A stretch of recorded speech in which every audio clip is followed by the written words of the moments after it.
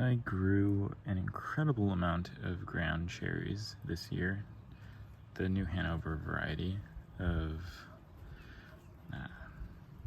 well, it's ground cherry, or it could also go by some other different names. But in any case, they sort of have this, well, here.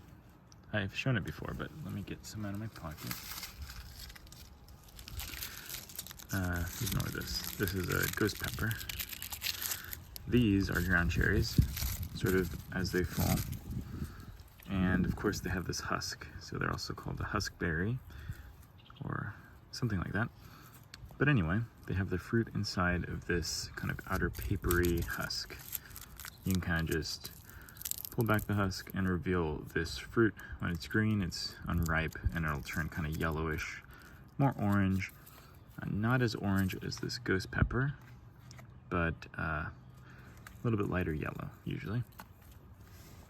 Anyway, they'll just kind of fall to the ground of the garden, like this, and then sort of something incredibly beautiful happens, where that papery layer dissolves over time, so that you get this beautiful kind of latticed, I don't know, almost like stained glass or cracked glass looking little beautiful thing. Just, I don't know, something about this I just find so beautiful. It looks so delicate. And yeah, these are just strewn all over the ground of the garden. And so the fruit on the inside will actually get eaten by detrivores or little bugs or animals, or just decay over time. And the kind of husk will be left behind, more than anything, because it's more fibrous. But I realized that inside of these husks, and this will be hard for me to do with one hand, you can actually find, so this is sort of an example. If you see those little kind of orangish brown, let me see if I can find a better one. I have a few here. This might be the best.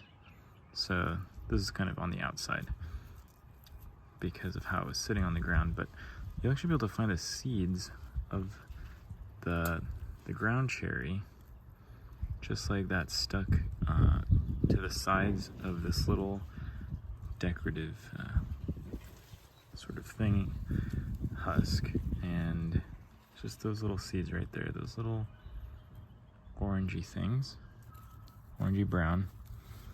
And on a few of these, I haven't been finding really great examples, but in a few of these, they were actually loose within here, kind of just sitting in this husk. And so you could almost like shake it around. I thought that was so cool that basically the plant just leaves you with these seeds in a tiny little bag, and then you could just carry them with you like this. And if you wanted to, you could just break these bags open and drop out the seeds. I just thought it was the coolest thing that you can get these little seeds. Here's an example of the fruit without the bag, and it's just kind of all stuck together to this dried out fruit. But see these seeds? Yeah, I just think it's the coolest thing that there's just these little packages in the garden full of those seeds. And so I'll need to find out if I can just harvest all these little husks and build a little stockpile of the seeds for next year. But I'm sure they'll resow themselves.